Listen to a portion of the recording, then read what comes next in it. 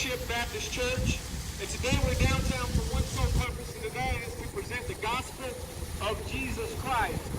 I want to take time to read a portion of Scripture and then expound upon it if you can let me.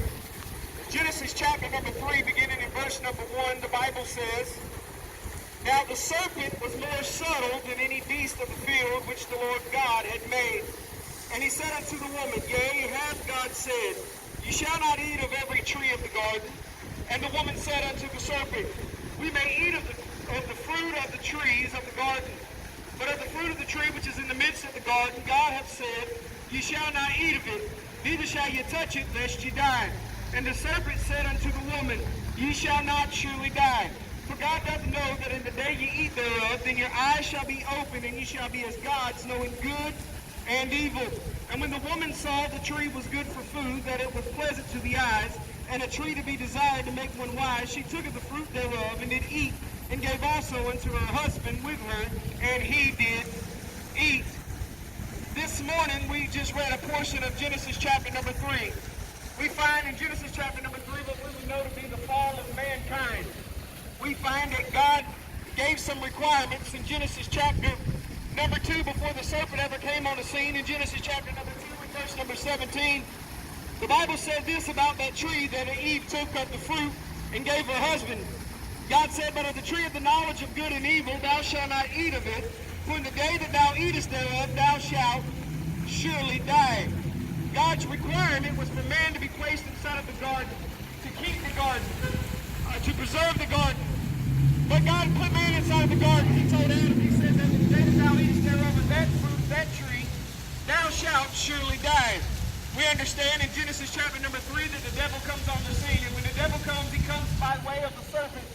And when he comes by way of the serpent, he beguiles Eve, being more subtle than any beast of the field, the Bible says. The Bible says that he approaches woman. God gave the direct command to that of Adam, being the federal head of all humanity. And he goes to the weaker vessel, the woman. And the woman sees that the fruit is good. It's good for good to be desired. And she takes of the fruit she eats, and she gives of her husband. And we find that Adam, being progressively, eats of that fruit. And at that very moment, we would find that man was plummeted into that of a sin nature. The Bible says in Romans chapter number 5 and verse number 12, "Wherefore as by one man sin entered into the world, and death by sin, so death passed upon all men, for that all have sinned." God required that man would be placed inside of the garden. He said that it was not good that man should be alone.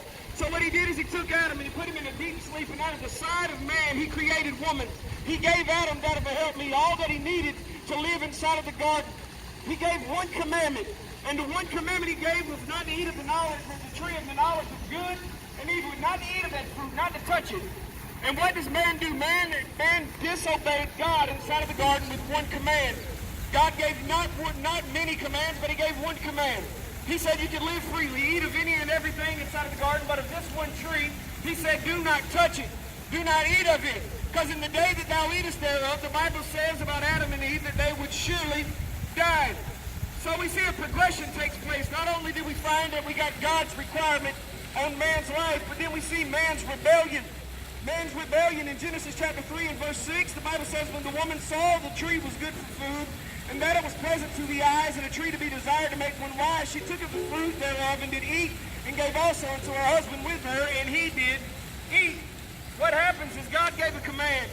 And when God gives a command and we do not obey his commands, we are in direct rebellion to what the Word of God says.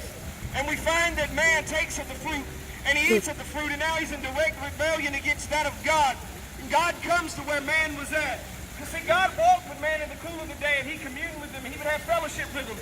But once sin partook inside of the lives of once they partook inside of that fruit inside of the garden, sin had entered in. And God cannot fellowship with that of sin. So when God comes to the garden, he's in the garden, he's looking mad. And the Bible asked Adam, he said, "Adam, where art thou?" And he said, "I hid myself, for I was naked." And he said that I was afraid. And God asked Adam a question. He said, "Who told thou that thou wast naked?" And that's when he knew that his eyes were open. See, there's something that took place inside of the life of Adam. Adam was born. When Adam was created inside of the garden, God created man and he created woman. And he created them in direct fellowship with him. But something took place, and that was sin.